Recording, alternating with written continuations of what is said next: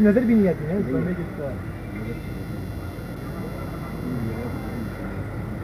वो बेचारा वहाँ से गया तो कार बच गया, लेकिन इस तरह जो लड़का है ना इस तरह से भाग रहा था उसको पकड़ा है तो बेचारे जिस तरह में आवाज़ भी बुलाई। अस्सलाम वालेकुम वीवर्स, डॉक्टर अतीक चांद और साथी रिपोर्टर अवैस के साथ आपकी खिदमत में हाज़िर हैं। यहाँ ये जो तारिक रोड का छोटा पुल है जहाँ ये स्कूल्स की तरफ रास्ता जाता है, सामने मस्जिद भी है, मस्जिद फैज़ान मदीना।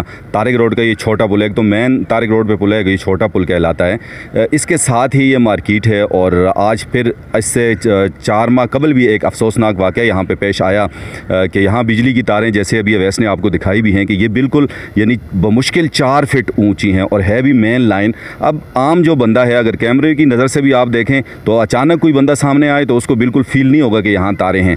और यहाँ जाहिर सी बात है कि जगह ऐसी है कि ऊपर कोई आता है तो किसी को पता नहीं होता। और अभी जब मैं आया हूँ तो वो सामने बच्चे खड़े हैं, वैसे ज़रा उनको आप फोकस कीजिएगा। तो मैं जैसे ही छत पर आया, चूँकि मैं अकेला था, तो इन बच्चों ने फ़ौरन मुझे वहाँ से आवाज़ दी, चूँकि बच्चों की नज़र इधर थी और उनका यही कहना था बच्चों का कि जी आगे ना जाएँ, आगे तारे हैं, करंट हैं। और आज भी एक बंदे को करंट लगा है और 4 माह कबल जिस बंदे को करंट लगा था वो बेचारा छत से नीचे गिर गया था और उसके बाद बावजूद कोशिश के, और यहाँ उस टाइम भी ऐनी शाहिदीन जो मौजूद थे और उनकी ज़ुबानी भी हम वो पूरा किस्सा सुनेंगे। और इसके साथ साथ आज का जो अफसोसनाक वाक़या हुआ कि आज भी एक बंदे को इन्हीं तारों से करंट लगा और इन्होंने आपको खून दिखाया भी वहाँ कि वो बंदे का खून पड़ा हुआ है। फिर ऐनी शाहिदीन ये सामने ही, चूँकि ये बेकरी वाले लोग हैं, इन्होंने देखा और ये दौड़ के यहाँ आए और बड़ी मुश्किल से लकड़ियाँ वकड़ियाँ लेके जिस तरह इन्होंने बचाया, ये खुद ही आपको अपनी कहानी सुनाएंगे। और फिर उसको हॉस्पिटल लेके गए हैं। अब इनका कहना यह है कि 4 माह कबल भी बाकायदा वापडो वालों को बताया गया था, यहाँ उनके लोग आए थे, उन्होंने सब कुछ देखा था और आज भी इनके लोग आए हैं। लेकिन अगर 4 माह पहले इसका तदारक हो जाता, लेकिन उससे भी पीछे थोड़ा मैं जाऊँगा क्योंकि ये TMA वालों की भी गलती है। अगर नक्शा पास करते हैं TMA वाले, आमतौर पर मैं देखता हूँ कि हर जगह जब कहीं पर बिल्डिंग वगैरह बन जाती है और उसके बाद उनका नोटिस आता है कि जी आपने नक्शा पास नहीं करवाया, आप आएँ, आप टैक्स जमा कराएँ, आप ये करें, आप वो करें। बहुत से ऐसे वाक़यात हैं। लेकिन आया जब ये बनाया तो TMA वाले क्या सो रहे थे? ये इंजीनियर साहब कहाँ थे? क्योंकि जब बिल्डिंग बनती है तो इसका पूरा जब मैप बनता है तो उस टाइम इनको ये लाजमी बात है, तारें भी नज़र आई होंगी, खंबा भी नज़र आया होगा। ये तो एक अरसे से खंबा लगा हुआ है। अब ये बिल्डिंग जब बनी है, बनाने वाले जाहिर सी बात है मालिकान जो हैं वो भी इसके ज़िम्मेदार हैं, उसके साथ साथ TMA भी इसका ज़िम्मेदार है। अगर TMA वाले ये नक्शा पास ना करते तो ये बिल्डिंग ना बनती जब तक कि इन तारों को हटाया ना जाता। फिर उसके बाद अगर 4 माह कबल जो भाई फौत हो गए थे, अल्लाह उनको जन्नत नसीब करे, उनके घर वालों को, लवाहिकीन को अल्लाह ताला सब्र जमील अता फरमाए। अब अगर उस टाइम ये इनको वापडा वाले हटा देते तो आज ये दूसरा अफसोसनाक वाक़या ना होता। आज सुबह भी वो आए हैं लेकिन पता नहीं कब आके वो इसको हटाएंगे। अब अगर महकमाना तौर पे अगर कुछ इस तरह प्रोसेस में इतना टाइम लगता है तो 4 माह तो किसी में नहीं लगते। इन लोगों को ये बात तो याद रहती है कि जैसे ही बादल आसमान में आए बिजली बंद करनी है भाई। पूरी रात लोग जो है ना मच्छर उनको काटते रहते हैं, बच्चे बुज़ुर्ग बिलबिलाते रहते हैं, ये बातें इनको याद हैं। लेकिन ये जो इनका फ़र्ज़ मनसबी है, आया इनके डोमेन में नहीं आता या TMA वालों ने ये नक्शा पास किया तो इसका ज़िम्मेदार कौन है? इसका तयन व्यूवर्स आप करेंगे कमेंट्स की सूरत में। और इसके साथ साथ जो वापडा के बड़े हैं, अफसरान हैं, TMA के जो अफसरान हैं, बड़े हैं, DC साहब हैं, उनको भी ज़रूर ये वीडियो टैग करें, उनको भेजें ताकि इसका तदारक किया जाए और नेक्स्ट अल्लाह ना करे इसी तरह किसी बड़े हादसे से हम बच सकें। तो यहाँ पे जो ऐनी शाहिद थे साकिब भाई हैं और कुछ ये हमारे दोस्त हैं। आप यहाँ जाएँ साकिब भाई से बात करते हैं कि जी पिछली दफ़ा ये चूँकि ऐनी शाहिद थे, इन्होंने फिर बड़ी कोशिश भी की थी उस भाई के लिए। तो साकिब भाई जो 4 माह पहले अफसोसनाक वाक़या आया था, रूनुमा हुआ था, आप उसके ऐनी शाहिद हैं, वो क्या वाक़या था पूरा ज़रा बयान कीजिएगा। मैं अल्हम्दुलिल्लाह डॉक्टर साहब सामने घर है, यहाँ से देखते रहते हैं। तो सुबह का टाइम था, जब मैं निकला तो मुझे एक आवाज़ मेरे कानों पे गूंजी कि मुझे बचाओ। तो मेरी वालदा मौजूद थी, उन्होंने कहा कि बंदा गिर गया है। जब मैं यहाँ पहुँचा तो वो बंदा नीचे पड़ा हुआ था, यहाँ से करंट लगा है और यहाँ से नीचे गिराया है। अच्छा, ये बंदा कौन था साकिब भाई? ये कश्मीर का रहने वाला था। अच्छा। और उसका भाई भी यहाँ पर मौजूद था। तो इसको उठाया गया है, यहाँ पे खड्डा खोदा है, उसमें उसको दफन किया है। लेकिन वो खड्डे में ही मैंने चेक किया तो उसकी सांसें निकल गई थी। तो यहाँ से हम लेकर गए, फिर थाने भी गए हैं, बाकायदा वापडा वालों के पास भी गए हैं। इस पर कोई एक्शन भी नहीं हुआ। आज फिर एक वाक़या हुआ है तो उसके लिए भी ये सामने बेकरी वाले हैं, ये भाई आए हुए हैं, वो मौजूद थे, इन्होंने सारा मामला देखा है। तो बहुत शुक्रिया जी, आप यहाँ पे आए, आपने ये मामला डिस्कस किया। मेरी तमाम व्यूवर्स से, आपके चाहने वालों से भी ये इल्तिजा है कि इसको शेयर भी ज़्यादा से ज़्यादा करें और इस पे अमल होना चाहिए। ठीक है जी, थैंक यू सो मच। और आज की इस वीडियो बनाने का क्रेडिट भी साकिब भाई को जाता है। साकिब सानी हमारे बहुत अच्छे दोस्त हैं। दोस्ताना वेलफेयर इनका अपना एक इदारा है, ये ब्लड डोनेट करते हैं। इसके साथ साथ बाकी और भी रफ़ाई काम हैं जिनमें ये शिरकत करते हैं। और आज मेरे साथ जो फ़राइज़ मनसबी कैमरा के पीछे जो खड़े हैं, अवैस भाई, वो जनरल सेक्रेटरी हैं दोस्ताना वेलफेयर के। और आज भी इन्होंने हमें इन्फॉर्म किया जब उसको हॉस्पिटल बंदे को लेके गए हैं। ये सारी बातें मैं कोशिश करूँगा कि उस बच्चे को देख लूँ और उसकी भी वीडियो बनाई जाए। और आज के जो वाक़े के एनी शायद हैं, इन भाई से बात करेंगे। भाई क्या नाम है आपका? हुसैन। हुसैन, आप कहाँ काम करते हैं? ये हम सामने काम करते हैं। जो हम सुबह जो हम देख रहे थे ना, ये भाई आए तो मैंने उसको आवाज़ लगाई, भाई आगे तार है बचो। तो इसने जिस तरह देखे ना, सर इस तरह मोड़ा तो उसको एकदम करंट लग गया। तो फिर हम लोग दस्ती हम लोग आए, लकड़ियाँ पे साथ लेके आए। तो हम लोगों ने लकड़ी रखी, लेकिन आगे तार था, हम खुद भी डर रहे थे। 10-15 मिनट तक बेचारा सर पड़ा हुआ था, सारे तमाशा कर रहे थे। तो फिर हम लोगों ने इसको नीचे उतारा, फिर ज़मीन पर दफनाया उसको। तो उसको फिर जिसको अपने ये कौन सी जगह ज़मीन में दफनाया? ये आगे हम लोगों ने दफनाया, जो मंडी नहीं यहाँ पर। फिर उनको अपने जो इनके अपने थे उनको इतला दिए। फिर आगे सारे तमाशा कर रहे थे। फिर वाउडे वाले को हमने वापस दोबारा कॉल किया। आज ना हमने अपने बॉस को मैंने कॉल किया कि भाई सिर्फ कुछ हो गया, आप वाउडे वाले को रास्ता कर लो। फिर वो लोग आए, 2-3 तस्वीरें निकाल के गए। पिछले साल भी इस तरह हमारे पास जो बंदा काम करता है हमारे साथ, हम भी उनके साथ ही काम करते थे। वो भी बेचारा मोबाइल पर लगा हुआ था, इस तरह बेचारा को करंट लग के। उस टाइम भी उनको बताया था कि भाई इसके कोई इंतजाम करो, लेकिन उन लोगों ने फिर भी नहीं किए। अच्छा, ये जो आज जिनको ये खून नीचे इनका पड़ा हुआ है, तो ये कहाँ से खून निकला? उनके सर में चोट आई है? जी नहीं, आगे इनके माथे पे करंट लगी है ना बेचारे के, एकदम। फिर बेचारा गिर गया, सरिये के साथ उसका सर लग गया। फिर उसको जो है ना सर, इसका सर में कौन सी जगह उसको सरिया लगा? पीछे लगी है जी सर, और 4 टांके लगे। 4 टांगे। फिर हॉस्पिटल आप ही उसको लेके गए हैं? जी हाँ, कुछ लोग भी लोग थे, हम लोग फिर उसको रश्के में बिठाया। फिर उगी में लेके गए तो उन लोग सरकारी अस्पताल पे ले गए और कहते हैं मानसरे इसको ले जाओ। तो वो बंदा उस टाइम था होश में, हवास में था? जी होश में थी। नहीं तो बेचारा इस तरह तड़पता रहा था, कोई भी हाथ नहीं लगा रहा था, क्योंकि आगे तार थे ना, सारे डर रहे थे। जैसे फिर आगे कोई भी नहीं, 10-15 मिनट तक बेचारा पड़ा हुआ था। तो क्या एज होगी इस बंदे की जिसको आज करंट लगे? यही 25 साल तक होगी जी। तो आपको कुछ फिर आपने मालूमात की ये कौन था बंदा, किधर काम करता है? हम लोग जानते हैं, हम लोग होटल के होटल पर रोज़ाना हम लोग नाश्ता करते हैं ना।